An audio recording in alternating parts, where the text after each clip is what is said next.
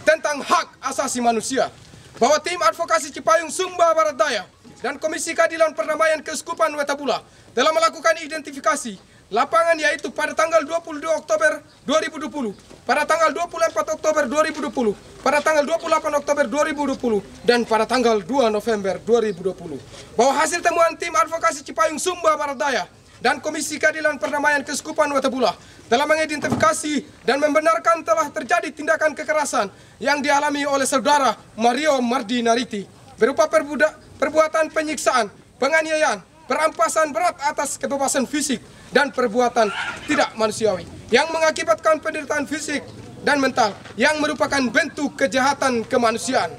Bahwa berdasarkan hasil identifikasi dan kajian dari tim advokasi Cipayung Sumba Barat Daya bersama Komisi Keadilan Perdamaian Keuskupan Wetabula, kami menyimpulkan bahwa tindakan kekerasan yang dialami oleh saudara kita Mario Mardi Nariti adalah bentuk kejahatan kemanusiaan yang merendahkan martabat manusia. Maka dengan ini kami menyatakan: 1. Mengutuk tindakan kekerasan dalam bentuk penyiksaan, penganiayaan, perampasan atas kebebasan fisik, mengakibatkan penderitaan fisik maupun psikis yang dilakukan oleh oknum anggota DPRD Sumba Barat Daya, oknum TNI, dan oknum lainnya, baik secara langsung maupun secara tidak langsung, terhadap korban saudara Mario Mardi Nariti. 2. Meminta pertanggungjawaban Badan Kehormatan Dewan Perwakilan Rakyat Daerah Sumba Barat Daya atas hasil pantauan dan evaluasi atas pelanggaran kode etik dan atau moralitas yang dilakukan oleh 2 oknum anggota DPRD Sumba Barat Daya. Yang ketiga, menuntut Badan Kehormatan untuk segera menyampaikan laporan hasil evaluasi terkait dugaan tindakan kekerasan yang dilakukan oleh oknum anggota DPRD Sumba Barat Daya dalam sidang paripurna DPRD dan kepada masyarakat terkait keputusan Badan Kehormatan Dewan Perwakilan Rakyat Daerah Sumba Barat Daya.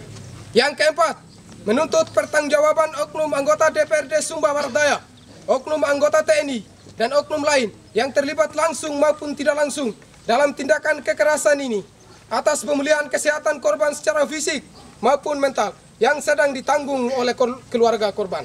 Yang kelima, menuntut Ketua DPRD Sumba Barat Daya dan Badan Kehormatan Dewan Perwakilan Rakyat Daerah Sumba Barat Daya agar menonaktifkan oknum anggota DPRD Sumba Barat Daya yang sedang menjalani proses hukum sampai mendapatkan keputusan yang inkrah berkepastian hukum tetap. Yang keenam, menuntut para anggota dewan yang terhormat agar tidak menjadi wakil mafia dan atau premanis, tetapi sungguh-sungguh menjadi wakil rakyat yang berpihak pada masyarakat demi keadilan dan kesejahteraan hidup rakyat. Yang ketujuh, menuntut Ketua DPRD agar menindaklanjuti tuntutan ini sebagai aspirasi masyarakat Kabupaten Sumba Barat Daya. Demikian pernyataan sikap dan tuntutan disampaikan dengan sesungguhnya. Kelompok Cipayung Plus ya, yang hadir pada kesempatan kali ini yang membawa aspirasi rakyat yang terhadap kasus penganiayaan yang dilakukan oleh oknum DPR terhadap Mario Mardi Nariti beberapa waktu yang lalu. Puji syukur kepada Tuhan Yang Maha Kuasa atas perkenannya kita bisa bertemu pada kesempatan kali ini, dan adik-adik sudah menyampaikan semua pernyataan sikapnya, dan tiba saatnya kami dari DPRD menanggapi apa-apa yang sudah disampaikan dan sesuai janji kami tadi untuk mempertajam beberapa hal yang memang belum jelas di dalam pernyataan sikap yang tertuang di dalam map ini. Oleh karena itu kami akan klarifikasi. Kemudian sesuai dengan etika tadi, bahwa DPRD tidak akan menutup mata terhadap kasus ini. Itu tolong dicatat. Buktinya, di dalam beberapa kesempatan kami sudah melakukan koordinasi dengan pihak kepolisian untuk menanyakan kasus ini, perkembangan kasus ini. Dengan sigap dan cepat, pihak kepolisian sesuai prosedur dan Undang-Undang MD 3, apabila ada oknum anggota DPRD yang terlibat, maka untuk dilakukan pemeriksaan perlu pemberitahuan dan izin daripada gubernur. Dan surat pemberitahuan izin pemeriksaan sudah dilayangkan oleh Polres Sumba Barat Daya beberapa hari yang lalu, dan surat tembusan juga sudah dikirimkan ke lembaga DPRD. Itu hasil koordinasi kami. Yang kedua, hasil koordinasi kami bahwa Polres sudah melakukan gelar perkara, kemudian sudah memanggil beberapa orang untuk diwawancarai untuk mengklarifikasikan persoalan tersebut, termasuk beberapa saksi. Tinggal pihak Polres menunggu informasi lebih lanjut atau surat dari gubernur, izin dari gubernur untuk dilakukan pemeriksaan lebih lanjut, apakah yang bersangkutan ditetapkan sebagai tersangka atau tidak. Itu sangat bergantung kepada hasil pemeriksaan. Menurut Pak Kapolres, hasil koordinasi saya pada hari Sabtu yang lalu, apabila yang bersangkutan ditetapkan sebagai tersangka dan ada kemungkinan bisa saja yang bersangkutan ditahan. Ini pernyataan Pak Kapolres di kami setelah kami melakukan koordinasi. Jadi kami tidak tinggal diam. Sebagai pimpinan DPRD yang masuk di dalam Forkopimda, Forum Komunikasi Pimpinan Daerah, di mana kami berada di dalam, semua persoalan-persoalan yang ada di masyarakat, yang terutama keterkaitan dengan kasus-kasus pidana, itu selalu kami lakukan koordinasi untuk menanyakan perkembangan kasus. Kemudian yang berikut, sesuai pernyataan adik-adik semua tadi, untuk menonaktifkan yang bersangkutan, kami tidak memiliki kewenangan sampai ke situ. Sekali lagi, untuk menonaktifkan oknum yang juga belum disebutkan namanya baik maupun inisial di sini, kami belum atau tidak punya kewenangan sampai ke situ. Tetapi yang perlu diketahui bahwa seseorang bisa diberhentikan dari DPR, yang pertama otomatis karena meninggal dunia, itu sudah otomatis. Ini sesuai dengan Undang-Undang MD 3. Kemudian yang kedua, terkena kasus pidana. Ya, terkena kasus pidana sampai pada putusan ingkrah pengadilan, itu sudah otomatis akan diberhentikan. Yang ketiga, mengundurkan diri atau diberhentikan oleh partai. Ya, jadi tiga hal ini seseorang bisa diberhentikan dari keanggotaan sebagai DPRD. Adapun badan kehormatan sebagai alat kelengkapan dewan di sini punya kewenangan dalam hal penegakan kode etik. Ya, dalam hal pelanggaran kode etik itu menjadi kewenangan DPRD, tapi apabila itu menyangkut dengan pidana umum maupun pidana khusus, maka itu menjadi ranah daripada pihak kepolisian. Tetapi sekalipun itu adalah ranah kepolisian, DPRD tidak mungkin lipat tangan. Kami tetap akan menanyakan atau untuk mendengar perkembangan kasus. Tidak hanya kasus oknum DPRD, banyak kasus-kasus Yang sekarang kami juga menanyakan kepada pihak kepolisian yang kasus-kasus yang mengambang, yang tidak ada SP3-nya, itu kami juga masih menanyakan apakah ini kasus ini dihentikan atau mau dilanjutkan atau mau digantung. Kalau memang dia P21, lanjutkan persoalannya. Kalau memang bukan P21 atau tidak P21, maka harus jelas status hukumnya SP3, surat pemberhentian pemeriksaan dan penyidikan. Kemudian yang berikut yang ingin kami klarifikasikan di sini, sekalipun kami sudah sama-sama melihat di video dan sudah mendengar segala informasi yang ada di media sosial tentang adanya penganiayaan. Tadi saudara-saudara, adik-adik semua sudah menyebut oknum DPRD. Mungkin nanti kami ingin juga, karena kita juga menjunjung asas praduga tidak bersalah, ya, maka minimal inisial nama, ya, inisial nama juga nanti tolong di berikan kepada kami untuk kita bisa yang mengetahui. Sudah kami ketahui, tetapi secara formalnya, karena ini surat resmi yang ajukan adalah teman-teman mahasiswa, ya, teman-teman mahasiswa. Jadi jangan hanya menyebut oknum DPRD, karena kita banyak juga 35 orang anggota DPRD, ya, menyebut inisial minimal. Kita tetap menjunjung asas praduga tidak bersalah. Sepakat itu? Ya, oke. Dan yang terakhir, karena terus terang kami sedikit lagi akan melakukan sidang, pemerintah juga sudah menunggu. Saya berikan kesempatan kepada Ketua Badan Kehormatan mungkin menyampaikan beberapa hal.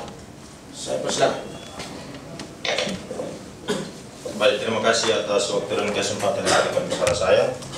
Salam. Salam. Wassalamualaikum warahmatullahi wabarakatuh. Om Swastiastu. Namo Buddhaya. Salve. Salam mahasiswa. Semangat loh. Salam mahasiswa. Baik, terima kasih. Yang saya hormati pimpinan, rekan-rekan anggota DPRD, dan kawan-kawan mahasiswa yang hadir pada siang hari ini. Pertama-tama perlu saya sampaikan, saya sebagai salah satu anggota Badan Kehormatan dan Ketua Badan Kehormatan, perlu saya perkenalkan, nama saya Thomas Taburego. Saya dari fraksi Nasdem. Ada Octavianus dari fraksi PDB. Ada Martinus Manumara dari fraksi PAN. Ada Abdul Haris Nasution dari PKS fraksi KIR. Terus ada Pak John Mongodeta dari fraksi Perindo yang bergabung di Perindo dari Partai Demokrat. Jadi pertama-tama perlu saya sampaikan semua saudara-saudaraku yang sampaikan di sini bahwa yang namanya kekerasan, saya secara pribadi dan sebagai Badan Kehormatan sangat kami anti yang namanya kekerasan seperti yang ada mereka sampaikan. Sesuai apa yang menjadi sebuah tuntutan dan penyampaian hari ini, sangat kami salut dan kami ucapkan limpah terima kasih. Seperti apa yang disampaikan oleh kawan-kawan yang terdahulu yang menyamakan diri waktu itu adalah Gamas. Kami sangat spirit dan mendukung dalam hal penegakan hukum. Dalam artian, kami bersama pimpinan dan seluruh anggota DPRD Kabupaten Sumber Daya dan Badan Kehormatan memberikan dorongan 100% kepada pihak kepolisian untuk mengungkapkan kasus ini dan mewujudkan sebuah ketegakan hukum dan kedisiplinan hukum yang terjadi di Republik ini. Kalau seandainya saja saya bukan jadi anggota DPR, saya ada di antara kalian semua. Kalau begitu, mari kita saling menghargai apa yang menjadi proses hukum yang sedang dijalankan oleh Polres Sumber Waras melalui penyidik yang ada di Kabupaten Sumber Waras. Terus apa yang menjadi sebuah tatanan dan tatip yang ada di Kode Etik DPRD Kabupaten Sumber Waras sesudah rujukan MD3. Di situ ada 3 hal anggota DPRD diberhentikan. Pertama, meninggal dunia. Yang kedua, mundurkan diri. Yang ketiga, diberhentikan oleh partai. Karena bosnya anggota DPRD di sini rakyat dan partai. Kalau begitu, manakala dalam proses tatanan hukum yang sedang berjalan di pihak kepolisian ditemukan ada dugaan dan dimunculkan nama anggota DPRD yang terlibat di Kabupaten Sumber Waras di dalam penegakan hukum, maka disitulah Badan Kehormatan akan menindaklanjuti. Makanya tadi Bapak pimpinan meminta untuk menyampaikan inisial supaya kita merujuk apa yang menjadi sebuah tuntutan saudara-saudara mereka. Karena ketika nanti kami memeriksa dan menindaklanjuti di tingkat Badan Kehormatan, di situ ada 3 sanksi, yaitu sanksi ringan, berat, dan sangat berat. Ketika sudah ada itu, maka kami akan mengeluarkan rekomendasi melalui pimpinan tembusan kepada pimpinan partai masing-masing untuk ditindaklanjuti dan diberhentikan, supaya jangan ada dugaan, oh ini karena teman Korps atau ini karena teman DPR. Tidak ada buat kita. Tetap kita menjalankan, tetap kita menghormati undang-undang yang sedang berlaku di Kabupaten Sumber Daya dan di Republik Indonesia yang adik-adik mereka sampaikan tadi. Makanya kami siap merelakan tenaga, merelakan pikiran, kami hadir untuk bersama-sama dengan adik-adik mereka, mulai orasi dari depan sampai di dalam. Ya, perlu kami sampaikan juga, tidak berarti kita melarang di sini tadi untuk masuk semua. Tapi kalau 30 orang, 25 orang juga kan sudah terwakilan. Apa yang menjadi aspirasi yang disampaikan oleh adik-adik. Tidak berarti kita membatasi apa yang menjadi sebuah tuntutan adik-adik mereka. Mungkin itu saja Bapak Wakil Ketua, beberapa saran dan penyampaian saya. Lebih dan kurangnya saya sampaikan permohon maaf. Salam. Baik, terima kasih Pak Ketua Badan Kehormatan. Kita sudah sama mendengar bagaimana prosedur di Badan Kehormatan, bagaimana seorang bisa diberhentikan dari anggota DPRD atau permintaan saudara-saudara semua untuk dinonaktifkan. Selanjutnya mungkin saya minta 1 orang saja, ya, 1 orang untuk menyampaikan sesuai permintaan kami tadi, agar memperjelas surat yang adik-adik orang kirim, ya.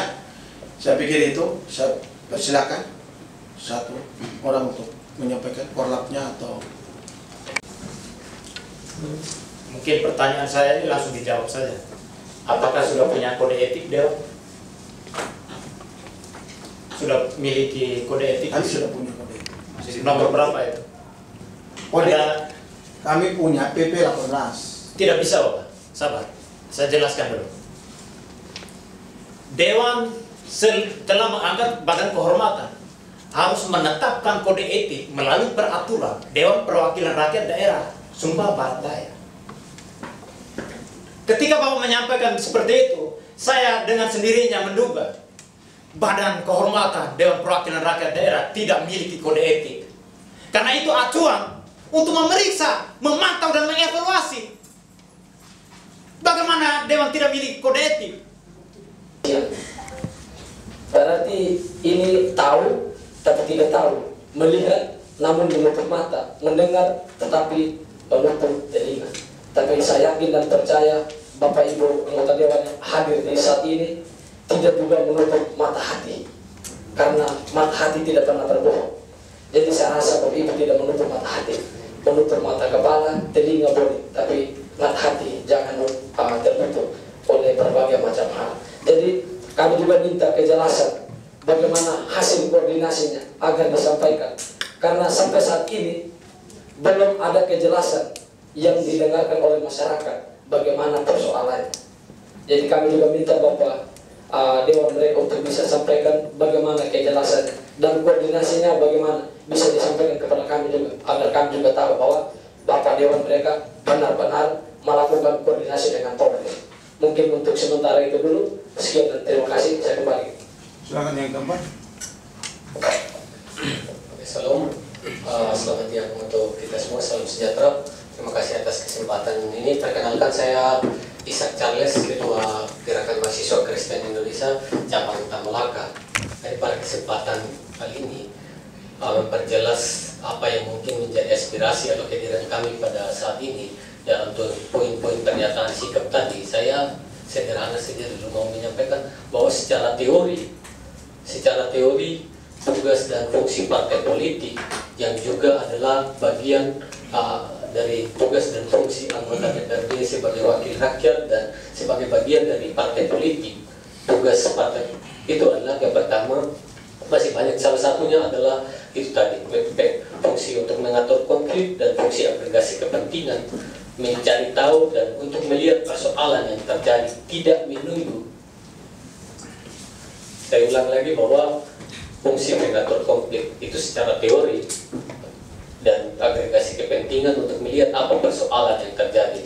Karena secara tugas dan tanggung jawab DPRD sebagai wakil rakyat harus mencari tahu apa yang menjadi aspirasi rakyat. Oleh karena itu, melalui persoalan yang terjadi saat ini, kami sangat berharap bahwa seperti apa yang menjadi praduga masyarakat atau opini yang beredar bahwa anggota DPRD hanya diam-diam saja, kami tidak mau seperti itu. Saya secara pribadi masih percaya terhadap Bapak Dewan mereka yang ada di tempat ini, sehingga kalaupun ada kelompok atau oknum tertentu yang mencederai lembaga ini, sehingga itu bisa dipulihkan kembali melalui tanggapan-tanggapan yang memang bisa memberikan suatu kepastian terhadap persoalan yang terjadi. Nah, terkait dengan poin-poin itu, saya pada substansi persoalan ini, saya berharap bahwa tidak hanya pada proses penegakan hukum yang menjadi pantauan Bapak Ibu Dewan mereka di sini. Seperti pada poin 4 yang kami sampaikan, terkait dengan bagaimana pemulihan psikologis dan psikis korban. Tadi Bapak Wakil Ketua Dewan sudah menyampaikan bahwa kita tidak diam, kita juga sedang mencari. Kenyataannya sampai saat ini belum ada dari pihak-pihak tertentu, lebih kepada pihak yang bertanggung jawab dari pemerintah melalui apa yang sudah disampaikan, bagaimana pemulihan psikologis. Apakah Bapak Ibu Dewan mereka sudah melihat ke sana? Apakah pemerintah atau dinas-dinas terkait yang bisa melakukan itu? Bagaimana memulihkan psikologis korban sudah dilakukan? Nah, itu yang harus menjadi perhatian. Jadi sehingga kita tidak berfokus saja pada persoalan penanganan kasus ini, tetapi juga bagaimana pemulihan psikologis korban, sehingga mereka tidak merasa terdiskriminasi, tidak merasa tertindas, atau tidak merasa tertekan secara psikologis di tengah masyarakat. Oleh karena itu perlu ada upaya-upaya yang harus dilakukan. Jangan sampai hanya mengatakan kita sudah berupaya, kita tidak tinggal diam. Nah, tinggal diamnya apakah bentuknya seperti apa? Harus ada hal nyata atau yang bisa dilakukan. Jangan sampai membiarkan persoalan ini. Kembali kepada yang saya sampaikan tadi, fungsi agregasi kepentingan untuk mencari tahu satu persoalan yang terjadi di masyarakat. Karena tugas Bapak mereka untuk mencari aspirasi masyarakat bukan saja soal pembangunan, tetapi hal-hal yang berkaitan dengan kemanusiaan, ketidakadilan di semua partai ini. Oleh karena itu kami sangat berharap, kita mendukung, kami berharap Bapak Dewan, Ibu Dewan mereka tetap konsisten terhadap penanganan kasus, tetapi jangan lupa terhadap pemulihan psikologis korban. Itu saja yang dapat saya sampaikan. Terima kasih atas waktu dan kesempatan. Salam. Salam. Baik, terima kasih semua sudah menyampaikan. Jadi menyangkut dengan kode etik sebentar akan disampaikan oleh Ketua Badan Kehormatan. Tapi yang perlu diketahui oleh adik-adik semua bahwa DPR memiliki 3 tugas pokok. Ya, 3 tugas pokok itu adalah pertama legislasi, membuat peraturan daerah, kemudian tugas budget atau anggaran, dan yang ketiga adalah tugas pengawasan terhadap kinerja pemerintah. Ya, ini 3 tugas pokok. Ya, ini supaya bisa dicatat 3 tugas pokok anggota DPR. Ya. Nah, jadi hal-hal yang menyangkut dengan ranah pidana, ya sekali lagi, itu menjadi kewenangan dari pihak kepolisian. Kami hanya bisa melakukan koordinasi, ya, melakukan koordinasi karena masuk di dalamnya kami ada Forkopimda, ya, ini perlu dicatat. Kemudian saya setuju dengan yang terakhir, untuk memulihkan psikologi, ya, itu nanti kami akan minta kepada dinas terkait, ya, untuk bisa memantau untuk pergi, ya, sowan ke sana untuk melihat keadaannya. Terima kasih atas masukannya. Kami akan koordinasi dengan pemerintah supaya bisa melakukan itu, masukan yang sangat berharga buat kami. Sedangkan tadi seandainya anggota DPRD turun, pasti akan tahu. Hal ini sudah ditangani oleh pihak kepolisian, ya, sudah ditangani oleh pihak kepolisian di dalam proses. Kami tidak mau tumpang tindih dan tidak boleh intervensi. Sudah ada batasan di sini, ya, sudah ada batasan, ya, supaya ini murni betul-betul karena kasus pidana. Silakan. Kalau seandainya anggota DPRD lagi yang ke sana, ya, ini terus terang warna politiknya akan lebih tinggi. Kami tidak mau, nuansa politiknya lebih tinggi daripada persoalan pidana, ya, karena ini sudah ada temuan mengarah kepada pidana, maka pihak kepolisian punya kewenangan, ya. Kami mau menghindari, tidak boleh ada intervensi politik, supaya murni ini adalah pelanggaran pidana, pelanggaran hukum. Sama dengan adik-adik juga, adik-adik juga murni menyuarakan ini, bukan ditunggangi seperti yang lalu yang kita juga bicara. Itu juga hal yang sangat positif. Betul-betul murni menyampaikan kebenaran. Bukan ada menunggangi atau ditunggangi, tidak.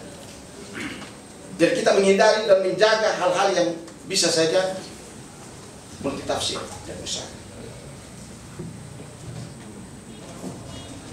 Kemudian tadi terus terang, memang betul kami sudah punya nama, kami sudah lihat di dalam video. Tapi pernyataan ini adalah pernyataan resmi adik-adik semua. Adik-adik hanya menyebut oknum. Betul, kami juga sudah tahu. Tapi berdasarkan ini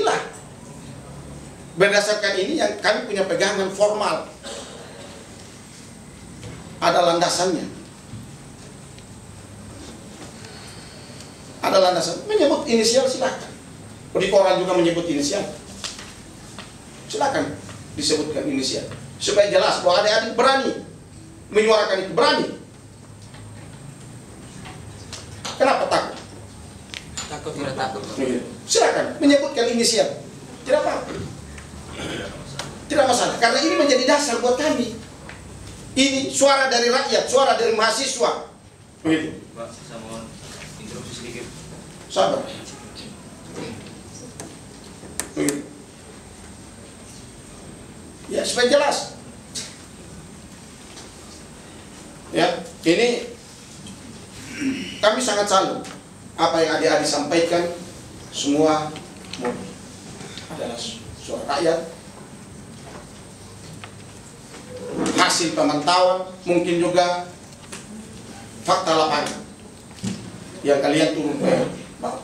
Ya, saya pikir itu untuk dari saya. Untuk masalah Pak Yeremias tadi, silakan Pak Wadeti, Pak Bahar mungkin mau menambahkan, silakan.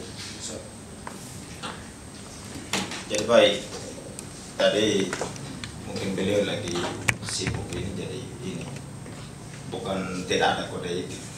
Kode etik sudah ada. Sepanjang belum ada yang baru, apa yang sedang diputuskan dan ditetapkan oleh Dewan yang lama, itu yang menjadi sebuah rujukan kami. Makanya kami ngomong tadi bahwa rujukan ini yang tertuang dalam MD3 di PP 18 itu yang menjadi sebuah rujukan kami. Sepanjang belum ada perubahan. Kalau sampai begitu tunggu perubahan, Republik ini akan hancur. Kan begitu. Dia tidak akan berjalan. Kalau begitu, ini yang kami sedang jalankan, yaitu Tatip DPRD tahun 2019 nomor 1 tahun 2019 dengan kode etik. Nah, makanya isi dalamnya ini itu yang menjadi sebuah rujukan kami.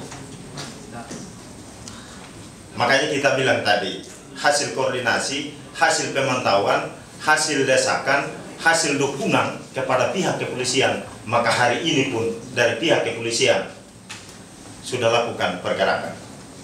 Tetapi apa yang menjadi sebuah rumusan dan strategi pihak kepolisian tidak mungkin beliau buka di publik, karena ini kan rahasia penyelidikan. Soal keseriusan dan lembaga sudah serius kok, bukan tidak serius. Tetapi apa yang menjadi sebuah gawaian lembaga kepolisian dengan gawaian daripada DPRD itu beda. Itu yang perlu ada mereka yang ketahui. Tidak berarti oleh sebab itu saya perlu sampaikan.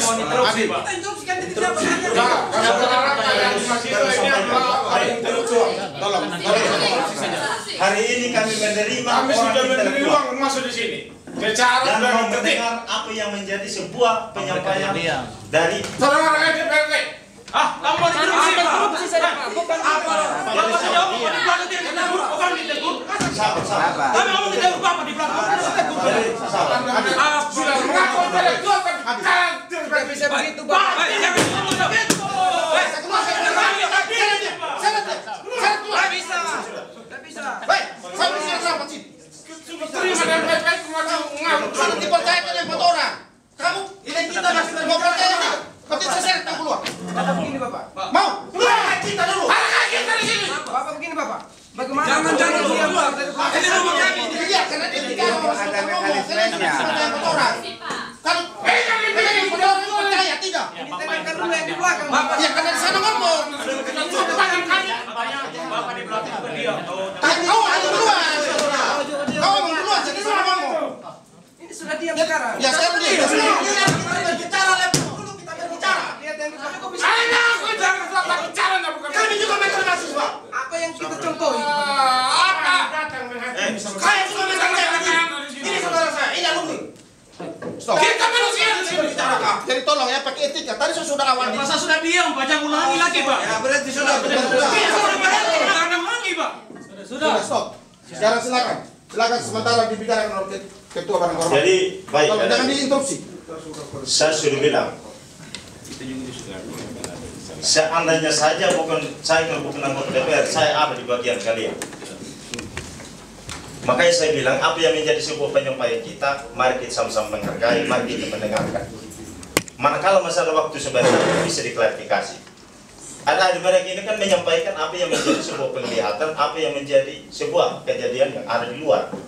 Makanya kami menerima dengan baik, mulai dari luar sampai di dalam sini. Mungkin begitu Adek. Tidak bermaksud bahwa kita tidak berpihak pada aturan, tidak berpihak pada undang-undang. Jadi mungkin begitu saja Bapak Wakil Ketua, terima kasih. Baik, terima kasih. Jadi kita sudah dengar. Saya juga sudah menyampaikan. Dan saya belum menjawab pertanyaan. Sudah diwakili 4 orang. Adi sabar. Tadi sudah sepakat 4 orang. Kalau Adi tetap memaksa, saya suruh keluar dari sini. Belum menjawab pertanyaan. Kami diminta 20 tadi dong. Kenapa disuruh keluar? Karena sudah disepakati 4 orang. Kami diminta 20 tadi di sini. Terus kami yang masuk lagi. Penanggung jawab tadi sudah. Jadi saya mohon maaf. Ini kita bukan mau berdialog sampai malam. Kami punya agenda juga sekarang. Tidak akan selesai persoalan kalau kita. Makanya perwakilan, ya. Jadi sudah disampaikan tadi. Kode etik juga sudah menyampaikan. Saya belum persilakan. Awal tadi saya sudah kita bicara soal adab etika di sini. Saya hormat kalian datang masuk.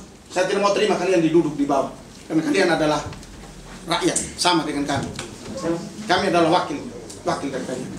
Maka kami harus duduk bersama. Kami hormat kalian. Oke, maksud kalian belum menjawab pertanyaan. Jawab pertanyaan. Itu yang kita maksud. Saudara, Saya bilang, Siapa gas keluar? Rumah kami. Kenapa suruh keluar? Siapa gas keluar? Kenapa suruh keluar? ini rumah rakyat, jangan Anda bicara. Bicara selesai. Kami bicara langsung diancam keluar. Ada apa?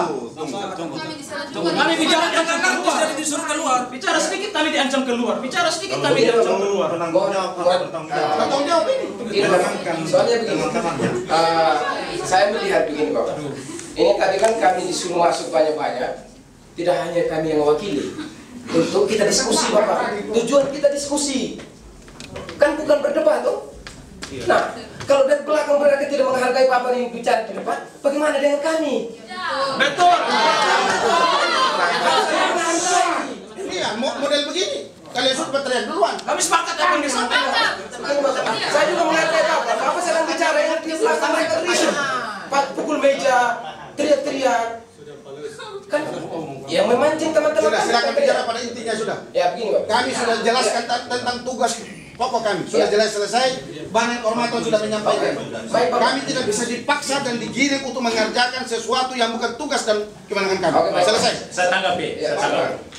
Saya tanggapi sendiri. Ini konten yang paling penting yang kita diskusikan ini. Terkait dengan koordinasi dengan pihak kepolisian, logika sederhananya begini, Bapak. Ada sistem hukum positif, ada moralitas, ada budaya, ada agama, termasuk ada kode etik yang ada di Dewan Perwakilan Rakyat Sumbawa Barat Daya. Konsep penting itu di negara ini ada eksekutif. Bapak, minta Bapak diam dulu. Ya, hargai kami ini. Jangan mengajar kami. Kami minta untuk bicara saja, Pak. Nanti kami sebentar ngomong diancam keluar. Ya langsung pada intinya. Langsung. Eksekutif, legislatif, dan yudikatif.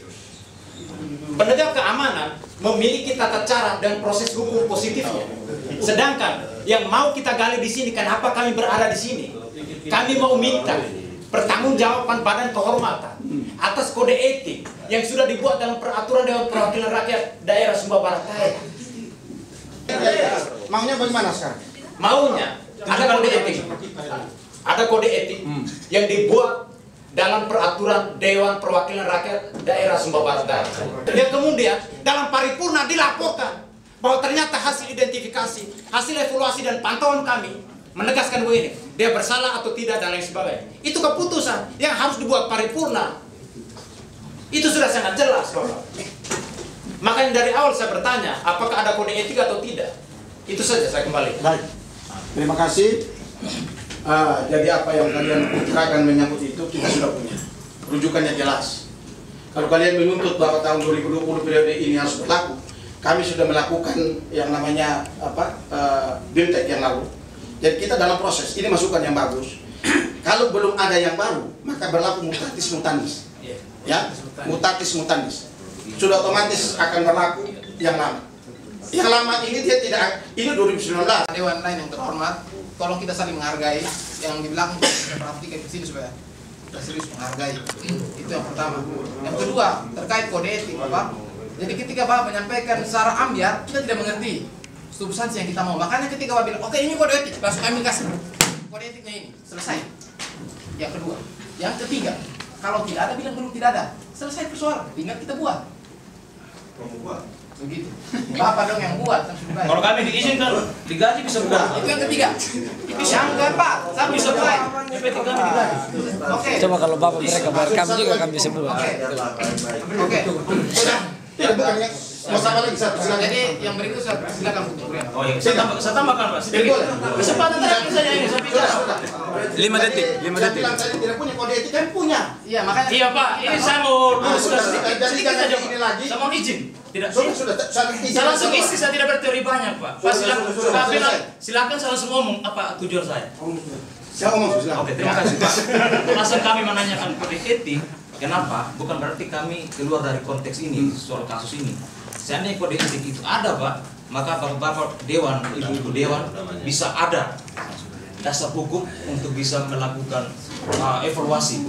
Nah, sehingga kami menuntut kode etik itu supaya ada tata tertib di dewan ini. Misalkan dewan yang miras, dewan yang tidak masuk kantor, itu sanksinya apa? Kalau dinonaktifkan, dinonaktifkan. Nah, kalau ada termasuk kasus ini, nah kalau kasus ini kode etik itu sudah ada, hukum itu kan bisa saja dinonaktifkan, Pak. Mungkin seperti itu. Terima kasih, Pak. Terima kasih. Terima kasih kita kode etik dulu. Kan bilang saudara tadi. Kode etik saudara bukan kode etik itu untuk saudara. Kode etik itu supaya Adi, tolong kami jangan didikte. Kode etik hanya untuk DPRD saja. Kasih kesempatan saja. Terus saudara masuk sekarang ada Pak, kode belum etik. dipersilakan untuk bicara. Ya, bagaimana? Ya. Macam juga dia luar. Bapak begitu cepat adil ini. Sudah pimpinan. Biar adil. Baik. Baik. Terima kasih. Jadi saya mau tutup sudah acara ini. Apa yang sudah disampaikan kami sudah rekam dan kami sudah catat ya. Ya. Terima kasih. Ya. Jadi mudah-mudahan bukan kejadian ini membatasi kita untuk bertemu lagi. Siap. Ya. Kejadian ini justru membuat kita penasaran.